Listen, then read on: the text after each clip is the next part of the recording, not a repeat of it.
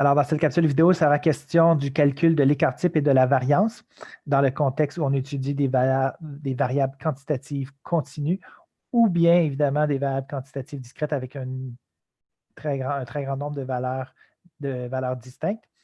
Alors, comme c'était le cas pour la moyenne ainsi que la médiane, il est toujours possible de calculer avec des fonctions Excel l'écart-type exact si on a accès aux données brutes. Toutefois, si on a accès uniquement à des données dans un tableau de distribution groupé en classes, ce qu'on va pouvoir faire, ce qu'on va devoir faire, c'est plutôt calculer à la main. OK? Donc, on peut utiliser les formules avec le point milieu pour calculer l'écart-type. Donc, à l'image de ce qu'on a fait avec la moyenne, donc plutôt qu'utiliser la valeur, on va utiliser le point milieu. Alors, je rappelle les différentes notations. Donc, lorsqu'on est dans le cas d'une population, on utilise la lettre sigma pour l'écart-type et sigma carré pour la variance. Si on est dans le cas d'un échantillon, on va utiliser S pour l'écart-type et S carré, S2, pour la variance. Alors, pour l'utilisation de la formule, je vais faire comme je l'ai fait précédemment avec la capsule vidéo sur la moyenne. Je vais aller faire les calculs directement dans Excel pour me sauver du temps. Alors, ici, j'avais fait mes calculs pour la moyenne.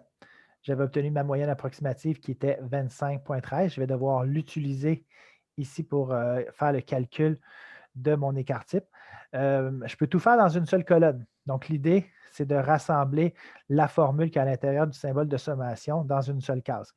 Donc, la formule, c'est le produit de l'effectif fois, entre parenthèses, au carré. Donc, le carré de quoi? De l'écart à la moyenne. Donc, ce que je vais faire, c'est soustraire la moyenne du point milieu.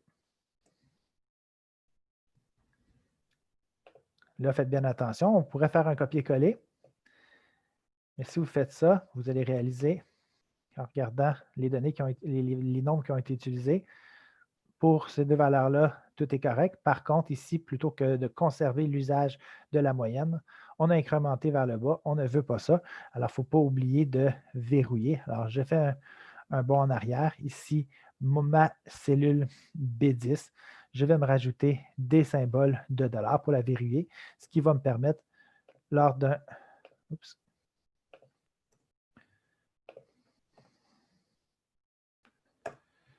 Lors du copier-coller, de conserver cette valeur-là.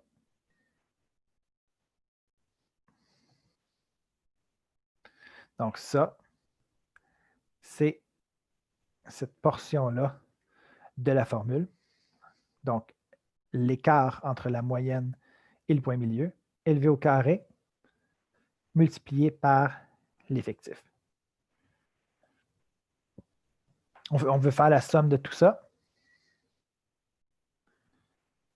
Alors, je fais somme automatique.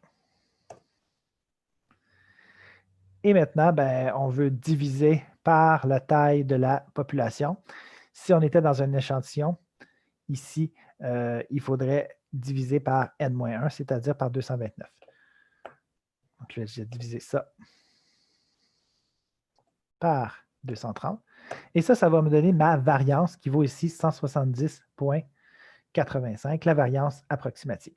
Évidemment, ce qui nous intéresse dans le calcul de la variance, c'est l'étape suivante, obtenir l'écart-type approximatif qui sera aussi associé à un temps en minutes.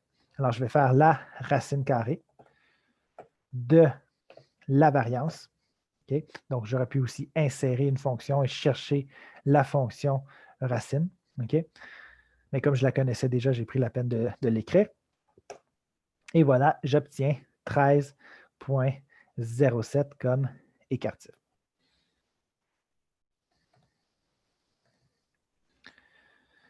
Ce qui fait en sorte qu'ici, on obtient comme moyenne comme écart-type 13,07 et entre parenthèses, j'écris que la variance vaut 170,8 à titre indicatif. En ce qui concerne l'interprétation, Donc, 13,07, c'est l'écart moyen à la moyenne, OK? Mais tel que présenté précédemment avec le traitement de la variable quantitative discrète. Donc, la façon dont je vous propose d'interpréter l'écart type, c'est de dire que la plupart des données se situent à plus ou moins un écart type de la moyenne. Pour ce faire, on peut aller faire un petit calcul supplémentaire dans notre grapheur Excel. Dans notre tableur, pardon, on peut prendre la moyenne, soustraire l'écart type, prendre à nouveau la moyenne et cette fois additionner l'écart type.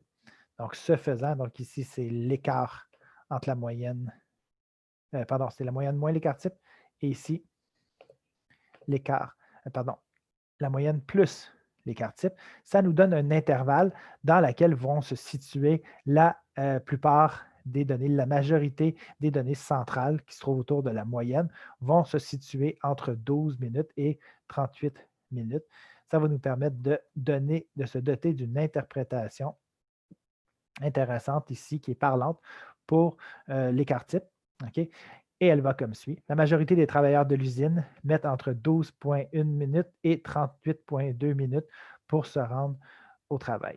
Alors, si on était dans une autre situation où une autre série statistique avait un écart type moins élevé, donc évidemment, cet intervalle-là de données centrales serait plus petit.